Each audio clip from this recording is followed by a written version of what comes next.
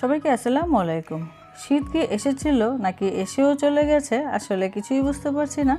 যাই হোক, শীতের আমেজে গরম গরম পাটিসাপটা পিঠার রেসিপি আজকে আপনাদের সাথে শেয়ার করছি। আশা করছি আজকের রেসিপিটি ভালো লাগবে। ভিডিওতে লাইক শেয়ার কমেন্ট করতে ভুলে যাবেন না। চলে যাচ্ছি পুরো রেসিপিতে। প্রথমে একটা মিক্সিং বোল নিলাম। এখানে আমি 2 কাপ পরিমাণে আতপ চালের গুঁড়ো নিয়ে নিলাম। এটা ভেজা আতপ চালের গুঁড়োটা নিয়েছি, আপনারা চাইলে শুকনো আতপ চালের গুঁড়োটাও নিতে পারেন, সমস্যা নেই।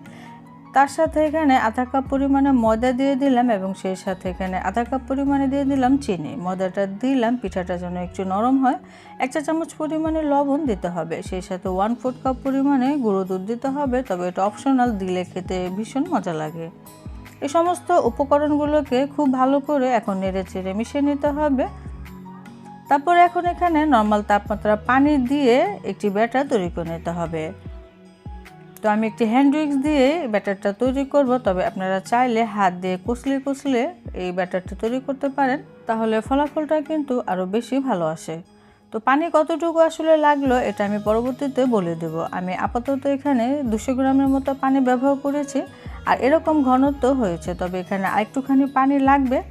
পাটিসাপটা পিঠার ব্যাটারটা বেশি ঘনও হবে না, আবার খুব বেশি পাতলাও কিন্তু করা যাবে না। তো মেশানোর পরে এই ঘনত্বটা এরকম হয়েছে, ঠিক আপনারা দেখে বুঝতে পারছেন। এরকম ঘনত্ব একটি ব্যাটার তৈরি করে নিতে হবে। সেটার জন্য পানি যতটুকু প্রয়োজন দিয়ে দিতে হবে। আমার এখানে 1 কাপ পরিমাণে পানি লেগেছে। এখন রেস্টে রেখে দিচ্ছি আধা ঘন্টার জন্য। আর এর ফাঁকে পাটিসাপটা পিঠার ভেতরে পুরটা বা খিসাটা রেডি করে নিব। সেজন্য এখানে আমি 1 লিটার পরিমাণে লিকুইড দুধ আমি প্রথম থেকেই চুলায় বসিয়ে রেখেছিলাম। তো বলক এসে গিয়েছিল, এখন আমি এই ফ্রাই প্যানে ঢেলে নিচ্ছি। এখন খিসাটা রেডি করে নিব।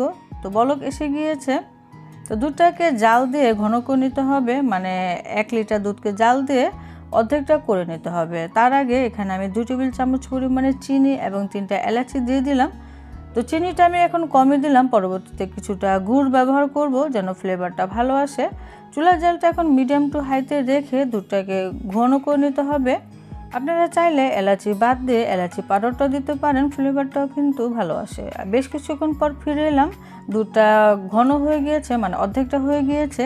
এখন এই খিসাটাকে ঘন করার জন্য চালের গুঁড়ো দিতে হবে। এখানে আমি 2 টেবিল চামচ চালের গুঁড়া নিয়ে নর্মাল তাপমাত্রার দুধ দিয়ে গুলিয়ে রেখেছিলাম, সেটা এখন দুধে দিয়ে দিচ্ছি। তো দিতে হবে আর এরকম একটু নেড়েচেড়ে দিতে হবে, তা না হলে আবার দেখা যাবে দলা পাকিয়ে যাবে। তো নাড়তে নাড়তে দেখা যাবে যখন বলক এসে গিয়েছে তখন এরকম ঘন হতে শুরু করবে। তো এটা একটুখানি জাল দিতে হবে, এর মধ্যে কিন্তু অনেকখানি ঘন হয়ে গিয়েছে। চুলার জালটা এই পর্যায়ে কমিয়ে রাখতে হবে, তা না হলে আবার খিসার নিচে লেগে যেতে পারে, আর এরকম অনবরত নেড়ে চেড়ে যেতে হবে। তো আমি আরেকটুখানি এটাকে ঘন করে নিব। তো তার আগে এখানে আমি 2 টেবিল চামচ পরিমাণে গুড় দিয়ে দিচ্ছি, এতে করে ফ্লেভারটাও ভালো আসবে এবং এই খিসার কালারটা কিন্তু খুবই সুন্দর আসবে। এখন আমি আবারও নেড়ে চেড়ে দিচ্ছি, আর এই খিসাটাকে আমি জাল দিয়ে আরেকটুখানি ঘন করে নেব। তো আরেকটুখানি ঘন কিন্তু হয়ে এসেছে, আপনারা দেখে নিশ্চয়ই বুঝতে পারছেন।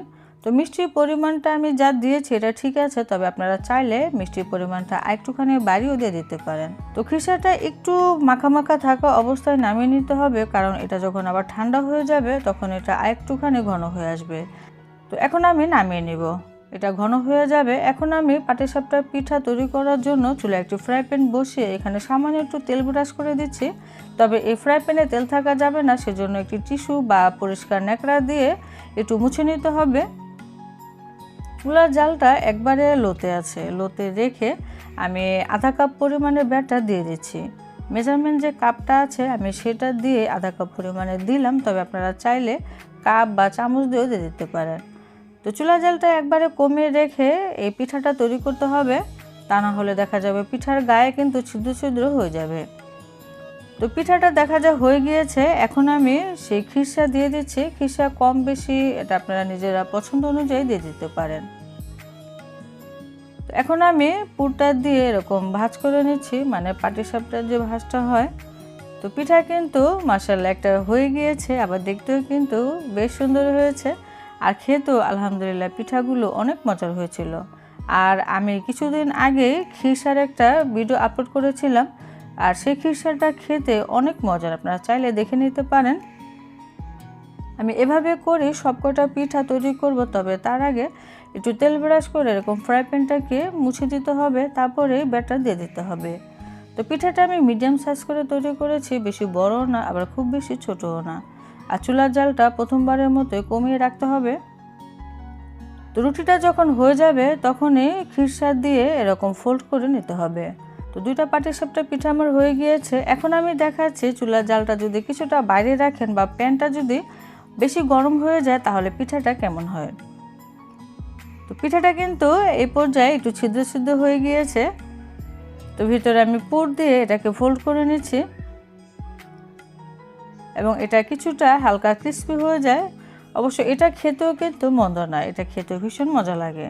তো চুলা জালটা বাইরে রাখলে পিঠাগুলো এরকম হবে, আর চুলা জালটা কমিয়ে রাখলে পিঠাটা উপরের স্কিনটা খুবই মসৃণ হয়, যেটা দেখতেও খুবই সুন্দর লাগে।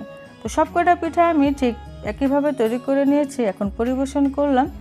পিঠাগুলো দেখতে আসলে কেমন হয়েছে এটা আপনারা এই কমেন্টে আমাকে জানাবেন। আর যদি তৈরি করেন তাহলে অবশ্যই জানাবেন যে পিঠাগুলো খেতে কেমন হয়েছিল।